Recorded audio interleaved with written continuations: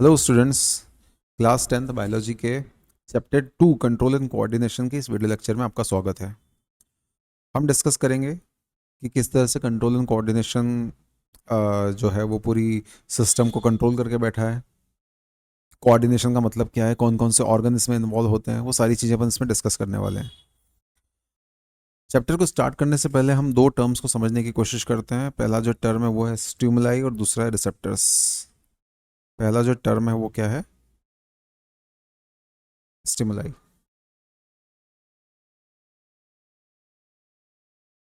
Stimuli का क्या मतलब होता है? अगर मैं एक्सीडेंटली किसी हॉट ऑब्जेक्ट को टच करूं, है ना, जैसे एग्जांपल के लिए ये मेरा हाथ है, हैंड, और इसी के पास में प्रेजेंट है एक हॉट ऑब्जेक्ट जिसका टेम्परेचर बहुत ज़्यादा हाई है। तो मैं इस हाथ को इस हॉट ऑब्जेक्ट से दूर ले जाने की कोशिश करूंगा, क्योंकि मैं गर्म किसी भी चीज़ को टच नहीं करना चाहता। तो मैं क्या करूंगा, मैं उस हाथ को वहां से दूर करने की कोशिश करूंगा और मैं बेसिकली रिस्पॉन्ड करूंगा। तो हैंड का जो मूवमेंट हुआ है, ये बेसिकली क्या होता है? ये होता है रिस्पॉन्स। ये क्या हो जाएगा? ये हो जाएगा रिस्पॉन्स। और अगर अपन बात करें हॉट ऑब्जेक्ट की, तो ये हॉट ऑब्जेक्ट क्या हो जाएगा? ये हो जाएगा स्टिमुलस। ये हॉट ऑब्जेक्ट क्या हो जाता है? ये हो जाता है स्टिमुलस। स्टिमुलाई, और इसका जो प्लूरल है, ये एक्चुअल में प्लूरल है, उसका जो सिंगुलर होता है वो हो जाता है स्टिमुलस। तो कोई स्टिमुलस अगर मेरे तरफ आएगा, एग्जाम्पल के लिए वो कोई हॉट ऑब्जेक्ट हो सकता है। हो सकता है कि वो किसी ने मुझे आवाज़ दी है ना, जिसको कौन रिसीव करेगा? मेरे ईयर रिसीव करेंगे। हो सकता है मैं किसी की तरफ देख रहा हूँ। तो ये सारी चीज़ें क्या होती है? ये होते हैं स्टिमुलस, और उसके लिए हमारी बॉडी क्या करती है? रिस्पॉन्ड करती है। अब स्टिमुलस से रिस्पॉन्स का ये जो पूरा चैप्टर है, इस ये जो हमारा कंट्रोल एंड कोऑर्डिनेशन वाली कहानी है, ये इन्हीं दो चीज़ों के आसपास घूमती है कि आप किस तरह से चीज़ों को कंट्रोल एंड कोऑर्डिनेशन के मैनर में रख रहे हो। स्टिमुलस और रिस्पॉन्स हमको दो तरीके से देखना है। पहला अपने को डिस्कस करना है प्लांट में किस तरह से होता है। तो प्लांट का जो कम्युनिकेशन है, प्लांट का जो कोऑर्डिनेशन है, वो अपन देखेंगे। और अपन देखने वाले हैं साथ में एनिमल्स में किस तरह से चीज़ें होती है। प्लांट में किस तरह से चीज़ें होती है और एनिमल में किस तरह से चीज़ें होती है, ये दोनों बातें अपने को डिस्कस करनी है। फिर अपने को दो दो बातें और दिमाग में रखनी है कि प्लांट जो रहेगा उसके पास कोई ब्रेन नहीं होता, सेंट्रल यूनिट जैसा कुछ नहीं होता। दूसरा, इसके पास न्यूरॉन्स नहीं होते, या नर्व जो सेल्स है वो नहीं होती है, न्यूरॉन्स नहीं होते और ब्रेन नहीं होता। लेकिन एनिमल्स के पास ये दोनों चीज़ें होती है। आपके पास एक बहुत अच्छी तरह से बना हुआ ब्रेन है जिसको अपन डिस्कस करने वाले हैं, और साथ में आपके पास नर्व्स या न्यूरॉन्स प्रेजेंट है। नर्व्स ये किसके फॉर्म में होती है? सेल के फॉर्म में होती है। न्यूरोनल टिश्यू जिसको अपन ने क्लास 9th में डिस्कस किया हुआ है। तो ये दो बेसिक से डिफरेंस अपने को दिमाग में रखने हैं कि भैया प्लांट जो रहेगा उसके पास ब्रेन नहीं है, न्यूरॉन्स नहीं है।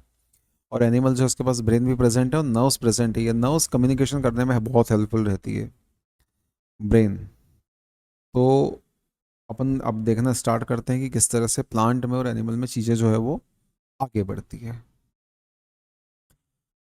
हम जैसे ही स्टार्ट करते हैं स्टिमुलस को और उसके रिस्पॉन्स को समझना, हमको कुछ बेसिक से रूल्स दिमाग में रखने हैं, बेसिक से ऑर्गन्स दिमाग में रखने हैं कि ये ऑर्गन किस तरह से जो है वो अपना फंक्शन कर रहे हैं, है ना। इसको अपन समझने की कोशिश करते हैं। एक बेसिक सा आइडिया आपको दिमाग में रखना है कि आपके पास जो है वो क्या है, एक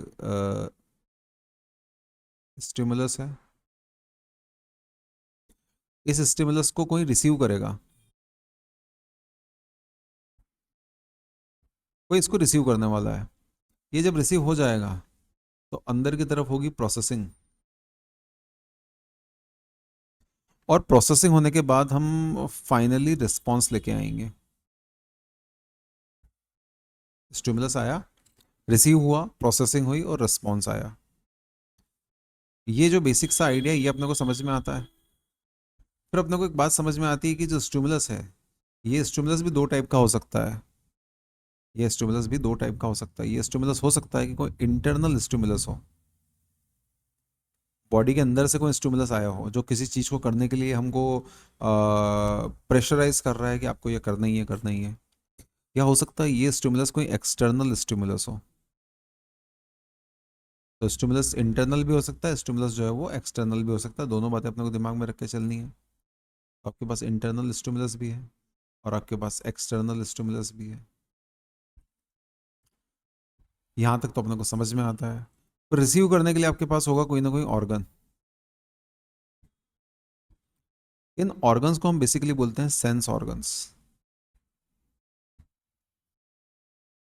और वैसे तो बहुत सारे सेंस ऑर्गन्स के एग्जाम्पल आपके सामने बहुत अच्छे से आपको क्लियर है, लेकिन मैं थोड़ा सा और आपको डिटेल में बता देता हूँ कि कुछ एग्जामिनेशन पॉइंट ऑफ व्यू से अगर आपको कुछ सेंस ऑर्गन्स को याद रखना रहे तो आप किन किन को याद रखोगे। तो सेंस ऑर्गन में जो लिस्ट आ जाती है वो कुछ ऐसी आ जाती है कि आपको इसमें आइस याद रखनी है, आइस। आपको याद रखना है ईयर्स, कान आपके। नोस याद रखनी है स्मेल के लिए, ऑल्फेक्शन के लिए आपको नोस याद रखनी है। टंग, जीभ अपने को याद रखनी है। और अपने को याद रखनी है स्किन।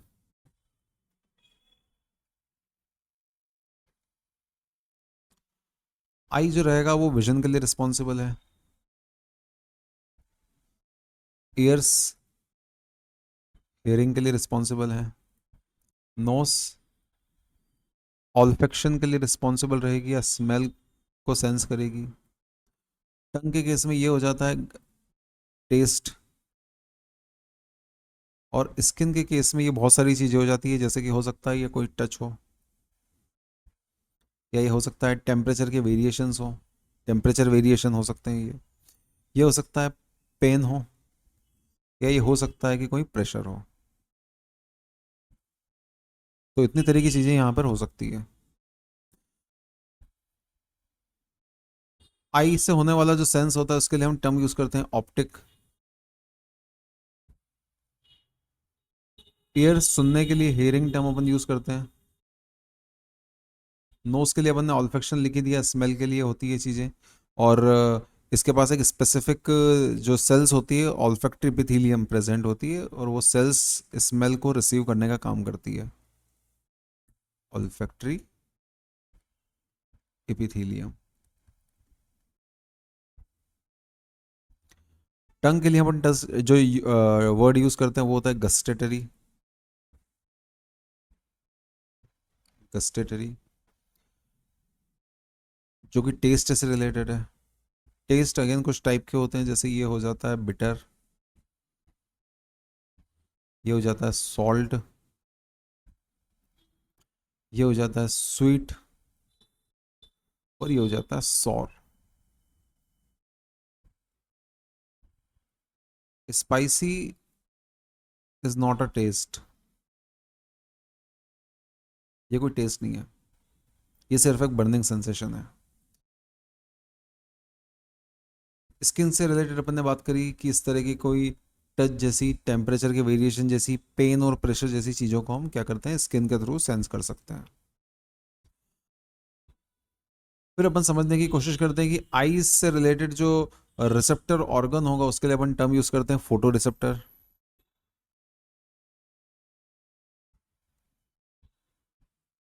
Photo receptor.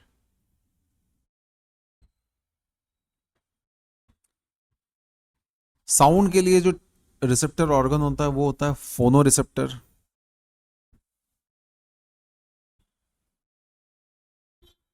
फोनो रिसेप्टर। स्मेल के लिए ऑल्फेक्शन है तो ऑल्फेक्ट रिसेप्टर उसका हो जाएगा, ऑल्फेक्ट रिसेप्टर। टेम्परेचर के लिए अगर है तो उसके लिए अपन टर्म यूज करते हैं थर्मो रिसेप्टर।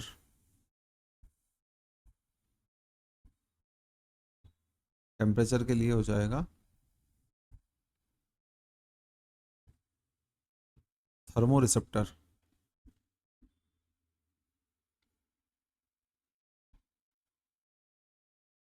और टच के लिए आ जाता है थिग्मो रिसेप्टर।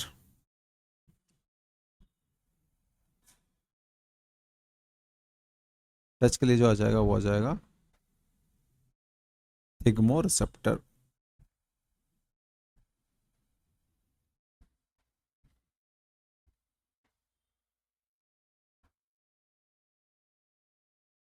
तो ये कुछ रिसेप्टर्स के नाम हैं, उनसे रिलेटेड ऑर्गन्स हैं, और किस तरह से ये चीज़ें काम कर रही है इसके बारे में का आइडिया अपन ने लिया। नेक्स्ट चीज जो अपन बात करते हैं वो बात करते हैं control and coordination in plants. जो अगला टॉपिक आता है वो आता है control and coordination in plants. बहुत इंपॉर्टेंट टॉपिक है, एग्जामिनेशन पॉइंट ऑफ व्यू से काफ़ी इंपॉर्टेंट है। प्लांट का जो कंट्रोल एंड कोऑर्डिनेशन है उसमें एक क्वेश्चन गारंटी के साथ प्लांट हार्मोन से आता है, और एक क्वेश्चन जो आता है वो आता है control and coordination plant specially movement से रिलेटेड। उसको अपन देखते हैं कि किस तरह से मूवमेंट इसमें काम कर रहा होता है, समझने की कोशिश करते हैं। पहली चीज जो अपने को दिमाग में रख के ही चलनी है कि प्लांट्स में कोई नर्वस सिस्टम नहीं होता, तो plants do not have a nervous system. इसको अपन थोड़ा सा क्लियर कर लें। Plants do not have a nervous system, कि प्लांट के पास कोई नर्वस सिस्टम नहीं होगा, लेकिन वो फिर भी जो रिस्पॉन्सेस होते हैं वो पूरा पूरा करते हैं। आपके पास अगर कोई नर्वस सिस्टम नहीं है तो बहुत प्रॉब्लमेटिक हो जाता है कि आप रिस्पॉन्स नहीं कर सकते, लेकिन प्लांट्स जो होता है उनके पास कुछ स्पेशल दूसरे मैकेनिज्म होते हैं जिससे वो रिस्पॉन्स करते हैं। रिस्पॉन्सेस है उनके पास। तो अब ये रिस्पॉन्सेस जो है ये किस तरह से काम कर रहे हैं इनको अपन देख लेते हैं। अब प्लांट का जो पूरा जो नर्वस सिस्टम है वो तो बेसिकली इसके पास नहीं है, लेकिन रिस्पॉन्स और स्टिमुलाई का जो ओवरऑल स्टोरी है उसको अपन समझने के लिए प्लांट्स की मूवमेंट्स को और प्लांट हार्मोन को डिस्कस करते हैं। अगर आपके पास नर्वस सिस्टम नहीं है तो आप नर्वस सिस्टम में या कंट्रोल एंड कोऑर्डिनेशन में बात किसकी कर रहे हो, तो प्लांट्स के केस में अपने को याद रखना पड़ेगा। इसमें अपन बात करते हैं पहली, कि आप बात कर रहे हो प्लांट मूवमेंट्स की,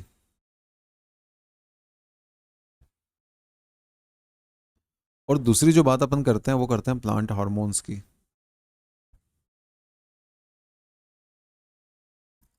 प्लांट मूवमेंट और प्लांट हार्मोन्स, ये दो मेजर बातें अपन करते हैं।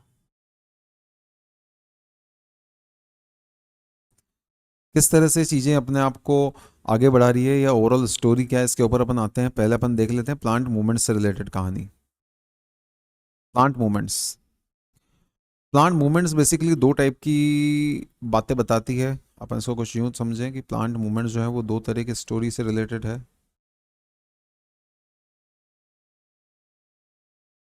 पहले तो आप बात करते हो कि आपके पास ओवरऑल प्लांट मूवमेंट्स कितनी है।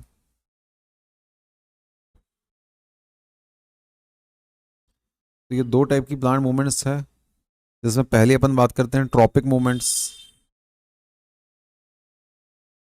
ट्रॉपिक मूवमेंट्स, और दूसरी अपन बात करते हैं नेस्टिक मूवमेंट। तो प्लांट मूवमेंट कितने टाइप की हो जाती है, प्लांट मूवमेंट जो हो जाती है वो आ जाती है दो टाइप की। पहली आ जाती है ट्रॉपिक मूवमेंट और दूसरी हो जाती है नेस्टिक मूवमेंट।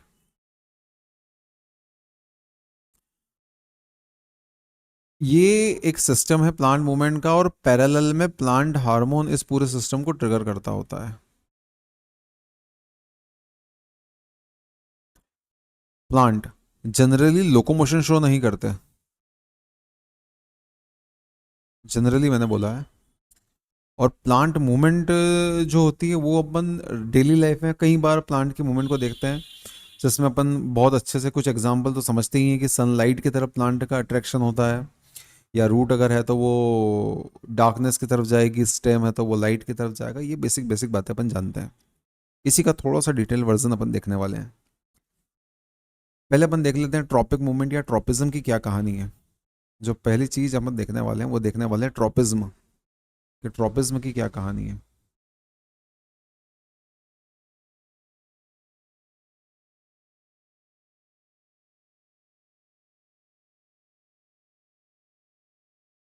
प्लांट, और इसमें आ जाएगा ट्रॉपिज्म।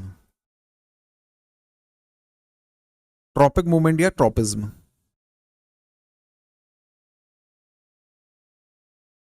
यहाँ पे अपन एक बेसिक सा स्टोरी समझने की कोशिश करते हैं कि यहाँ पर एक सॉइल सरफेस है। ये जो लाइन मैंने खींच रखी है ये सॉइल सरफेस, इसके नीचे प्रेजेंट होगा रूट सिस्टम कुछ इस तरह से, और इसके ऊपर प्रेजेंट होगा शूट सिस्टम।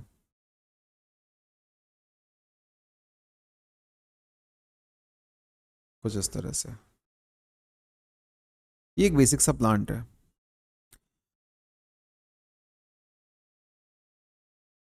यहाँ पे दूर कहीं प्रेजेंट है स्टिमुलाई। यहाँ पे मैं बता देता हूँ, कोई स्टिमुलाई बना देता हूँ मैं यहाँ पे बेसिकली।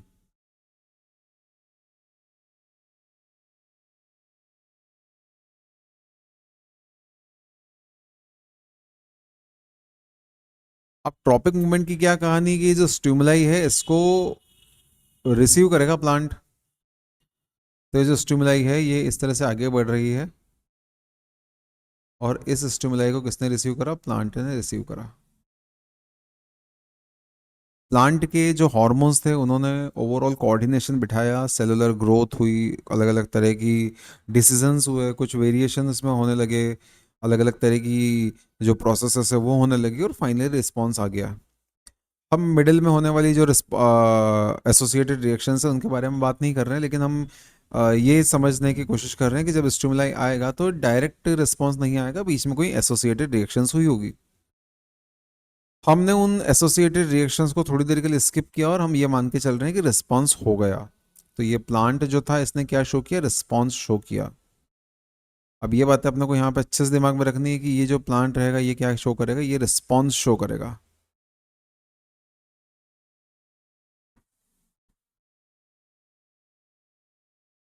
अब ये रिस्पॉन्स जो है इसकी दो डायरेक्शन हो सकती है। या तो ये चला जाए किसकी डायरेक्शन में, या तो ये चला जाए इस स्टिमुलाई की डायरेक्शन में, कुछ इस तरह से। ये हो जाता है हमारा केस वन। या ये प्लांट जो है हो सकता है अपना मूवमेंट अपोजिट डायरेक्शन में शो करे, जिसको अपन बोलेंगे केस टू। स्टिमुलाई आया, प्लांट ने उसको रिसीव किया, एसोसिएटेड रिएक्शंस हुई और रिस्पॉन्स आ गया। अब रिस्पॉन्स के बाद जो मूवमेंट हुआ है वो या तो स्टिमुलाई की डायरेक्शन में होगा या स्टिमुलाई की डायरेक्शन के अपोजिट होगा। हम यहाँ पे दो टर्म यूज करते हैं, वो दो टर्म क्या होती है उसके बारे में अपन बात कर लेते हैं। वो टर्म दो टर्म्स है वो है टुवर्ड्स और अवे फ्रॉम स्टिमुलाई। मैं आप इसको लिख देता हूँ।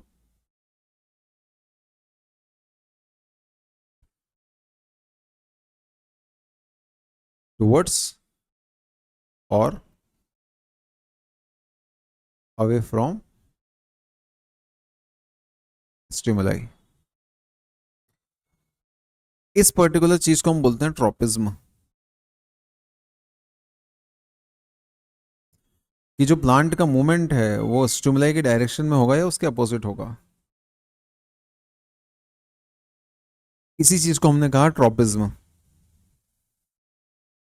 अब ये ट्रोपिज्म दो अलग अलग टाइप के होते हैं, जैसा अपन ने देखा यहाँ पे केस वन और केस टू। उसको अपन थोड़ा सा और समझने की कोशिश कर लेते हैं। केस वन जो कि स्टिमुलाई की डायरेक्शन में हो रहा है, इसको अपन लिखेंगे टुवर्ड्स स्टिमुलाई। इसके लिए हम टर्म यूज करते हैं पॉजिटिव ट्रोपिज्म। Positive tropism. और जो केस टू है, अवे फ्रॉम वाली कहानी जो है, उसके लिए अपन टर्म यूज करते हैं नेगेटिव ट्रोपिज्म। तो ट्रोपिज्म दो टाइप का हो जाता है, एक हो जाता है पॉजिटिव ट्रोपिज्म, एक हो जाता है नेगेटिव ट्रोपिज्म। अब ये अगर बेसिक सा आइडिया अपने को समझ में आ गया है, ये जो स्लाइड है ये अगर आपको पूरी अच्छी तरह समझ में आ गई है, तो हम अब आगे बढ़ेंगे टाइप्स ऑफ ट्रोपिज्म की तरफ। बिल्कुल इजी सा कॉन्सेप्ट है अपने को, बिल्कुल उसमें बहुत ज़्यादा दिमाग कुछ भी नहीं लगाना है। हम बात करेंगे टाइप्स ऑफ ट्रोपिज्म से रिलेटेड।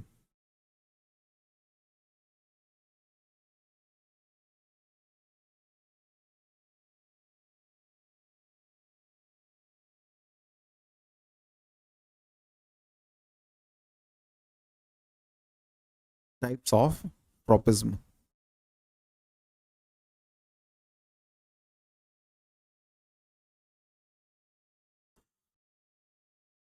5 बेसिक टाइप है, देख लेते हैं किस तरह की पूरी स्टोरी है ये।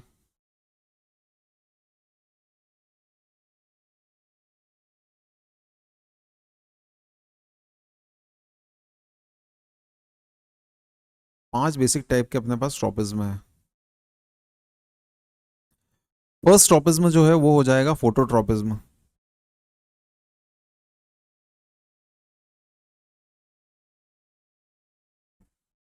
सेकंड में अपन बात करते हैं जियोट्रॉपिज्म।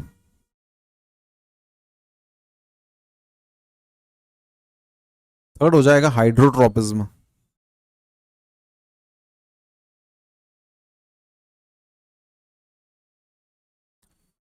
फोर्थ हो जाएगा chemotropism.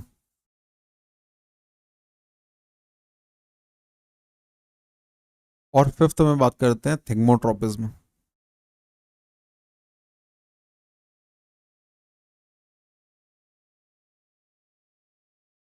Phototropism, geotropism, hydrotropism, chemotropism और थिग्मोट्रॉपिज्म। क्या मतलब होता है इन सारे पॉइंट्स का, उसको भी मैं थोड़ा सा आपको यहीं पे क्लियर कर देता हूँ। फोटोट्रॉपिज्म का मतलब होता है, आप बात कर रहे हो लाइट, जो स्टिमुलस है वो हो जाएगा लाइट। जियोट्रॉपिज्म में जो स्टिमुलस है वो हो जाएगा ग्रेविटी। हाइड्रोट्रॉपिज्म में जो स्टिमुलस है वो हो जाएगा वाटर। कीमोट्रॉपिज्म में ये हो सकता है कोई केमिकल हो। और थिग्मोट्रॉपिज्म में हो सकता है ये है कोई टच। तो ये एक छोटी सी बात अपने को अच्छे से दिमाग में रख के चलनी है। लाइट की बात कर रहे हो, आप ग्रेविटी की बात कर रहे हो, आप वाटर की बात कर रहे हो, आप केमिकल्स की बात कर रहे हो और आप बात कर रहे हो टच की। तो ये कुछ बेसिक्स बातें हैं जो अपने को अच्छे से दिमाग में रख के चलनी है कि, और ये अपने को बहुत अच्छे से दिमाग में रख के चलना है कि ये जो ट्रॉपिज्म है इसका मतलब होता है अवे टू स्टिमुलस और टुवर्ड्स द स्टिमुलस।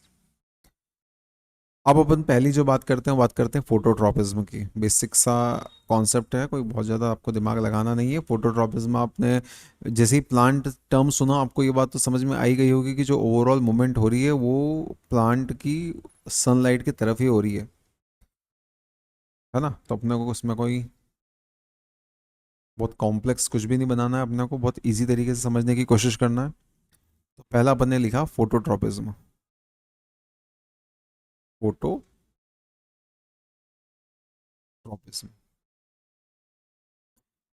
इसका मतलब होगा रिस्पॉन्स टू लाइट।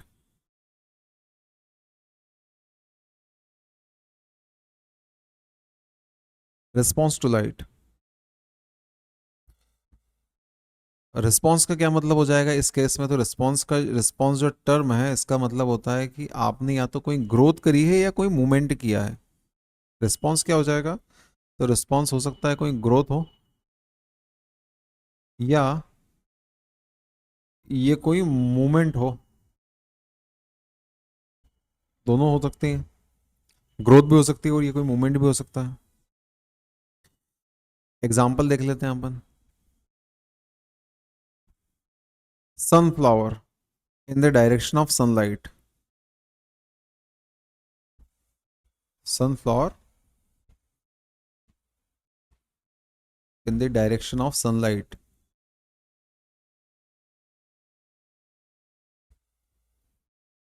ये एक बहुत क्लासिकल एग्जाम्पल है फोटोट्रॉपिज्म का। रिस्पॉन्स करेगा कौन, नेक्स्ट क्वेश्चन। Which part. तो वैसे तो बेसिकली अपन ऑलमोस्ट सारे पार्ट्स के बारे में जानते हैं, लेकिन यहाँ पे अपने को दो स्पेसिफिक चीज़ों के बारे में बात करनी है। या तो शूट के बारे में बात करो या कोई रूट के बारे में बात करो। शूट या रूट, दो तरह की बातें करो। अगर ये दोनों पार्ट टूवर्ड्स लाइट जा रहे हैं तो ये हो जाएगा positive phototropism. Positive phototropism.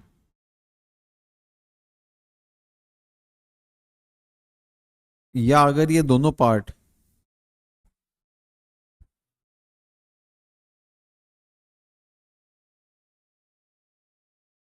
Away जा रहे हों तो ये हो जाएगा नेगेटिव फोटोट्रॉपिज्म।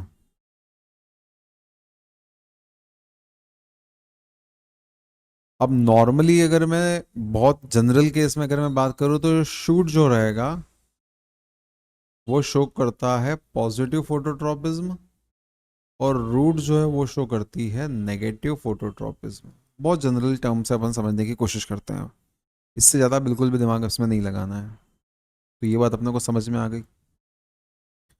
नेक्स्ट बात करते हैं अपन जियोट्रॉपिज्म की। जियोट्रॉपिज्म की क्या स्टोरी है इसको अपन समझ लेते हैं, जियोट्रॉपिज्म क्या कहना चाह रहा है। Geotropism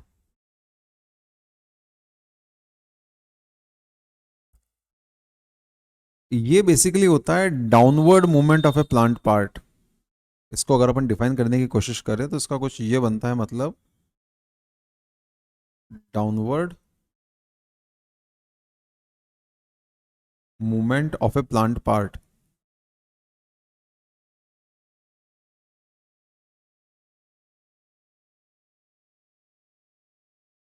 in response to gravitational force. Gravitational force, इसको हम बोलते हैं जियोट्रॉपिज्म। अब इसके लिए भी अपने को कोई बहुत ज़्यादा दिमाग नहीं लगाना है, दो एग्जाम्पल अपन लेके चलते हैं और दोनों एग्जाम्पल अपने को आते भी हैं, तो इसमें बहुत ज़्यादा सोचने वाली बात नहीं रहेगी।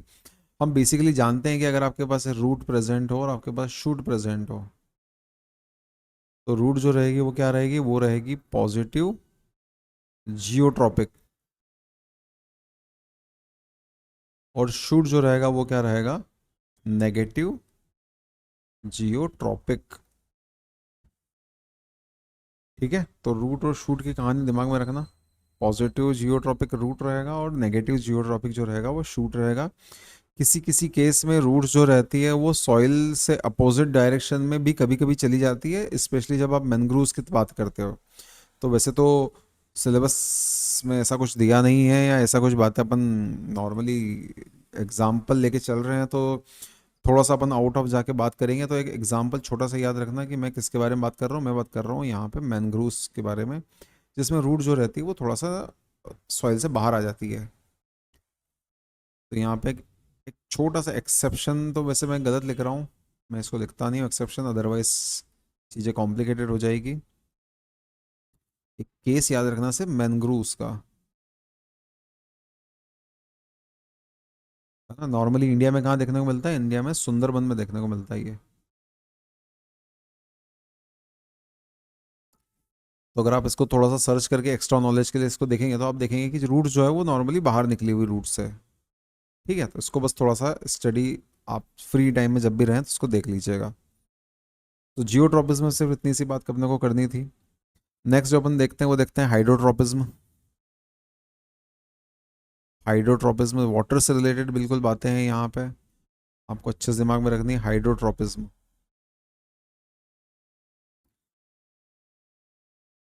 हाइड्रोट्रॉपिज्म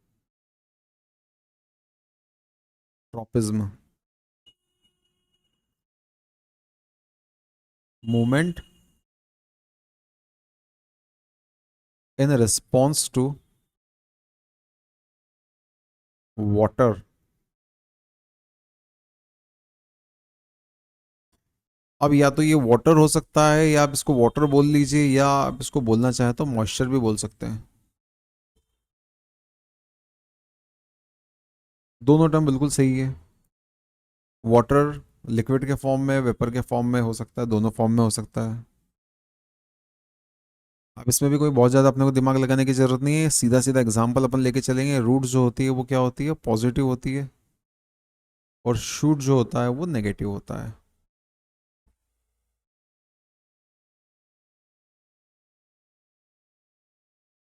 नेक्स्ट चीज जो अपन देखते हैं इसके बाद वो देखते हैं chemotropism.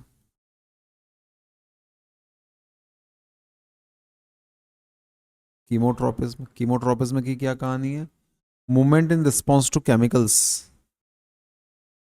Movement in response to chemicals.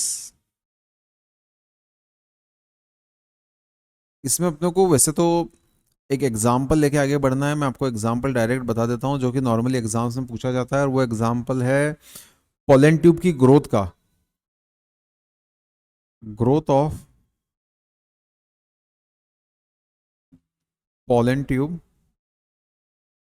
Towards ovule.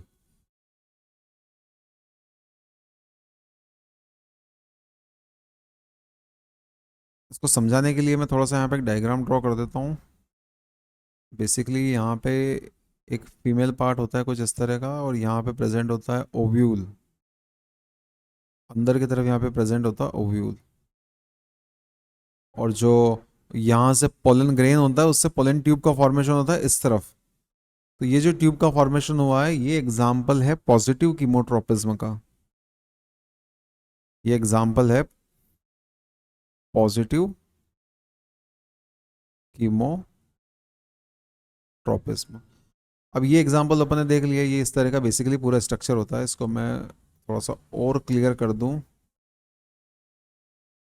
Tropism, इस डायग्राम को मैं कंप्लीट कर देता हूँ, अदरवाइज मज़ा नहीं आएगा। ये यहाँ पे कुछ इस तरह की स्ट्रक्चर होती है। इस फ्लावर के स्ट्रक्चर को अपन जो नेक्स्ट चैप्टर रहेगा रिप्रोडक्शन वाला, वहाँ पे और डिटेल में समझने की कोशिश करेंगे। बट अभी के लिए आप थोड़ा सा इसको यहीं पे इस तरह से क्लियर कर लीजिए।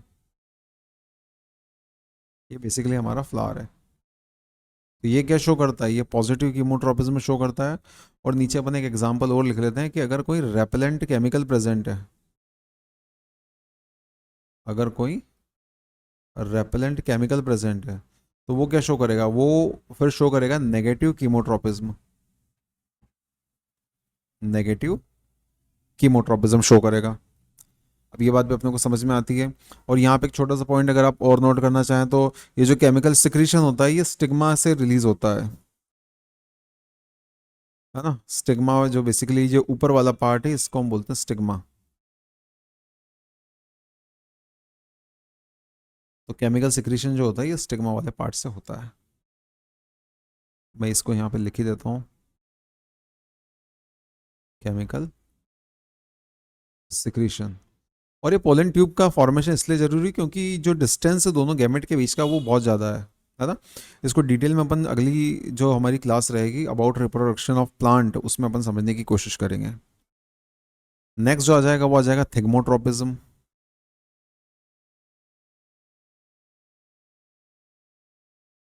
थिग्मोट्रोपिज्म ये बेसिकली बात करता है about touch, movement in response to touch.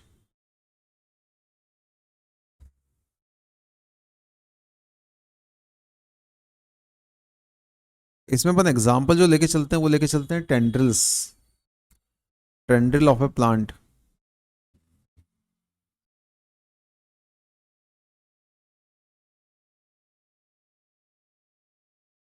Tendril जो रहता है वो बेसिकली इस तरह की स्ट्रक्चर होती है प्लांट में होने मिलने वाली। और ये जो टेंड्रिल का ग्रोथ होती है उस तरफ होती है जिस तरफ से उसको सपोर्ट मिल जाता है। तो इसके लिए अपन टर्म यूज करते हैं पॉजिटिव थिग्मोट्रोपिज्म।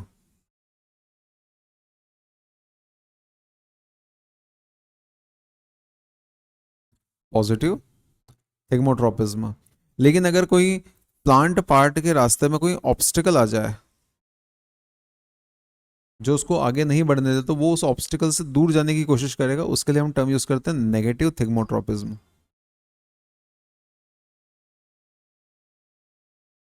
Negative thigmotropism.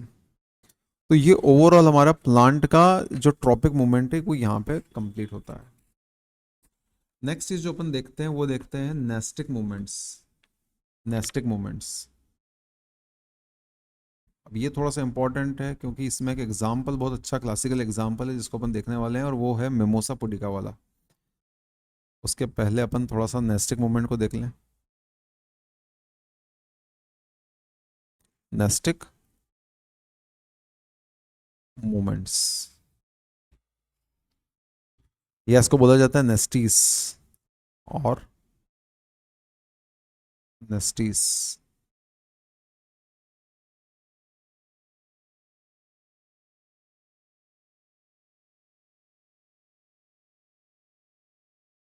अब जो अपन ने लास्ट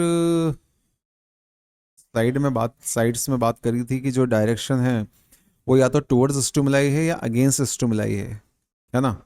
तो मैं फिर से यहाँ पे एक बात बता देता हूँ कि अगर स्टिमुलस आ रहा है और उसके रिस्पॉन्स भी आ गए हैं, रिस्पॉन्स भी अगर यहाँ पर आ गया है और ये जो रिस्पॉन्स है ये डायरेक्शन लेस हो, डायरेक्शनल नहीं हो या डायरेक्शन लेस हो, तो उस केस में जो मूवमेंट होता है वो होता है नेस्टिक मूवमेंट, कि आपको ये नहीं पता कि आपको जाना किधर है, आपको बस कहीं जाना है। ये बेसिक सी बातें हैं यहाँ पे। नॉन डायरेक्शनल होता है ये। अब ये जो नॉन डायरेक्शनल होता है इसमें अपन दो तरह की बातें करते हैं बेसिकली, जिसमें अपन पहली बात करते हैं रिस्पॉन्स टू टच। पहला केस अपन लेके चलें, वो लेके चलें रिस्पॉन्स टू टच।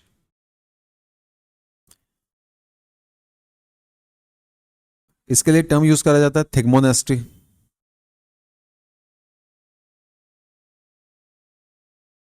थिग्मोनेस्टी। और इसका एग्जाम्पल है टच मी नॉट प्लांट।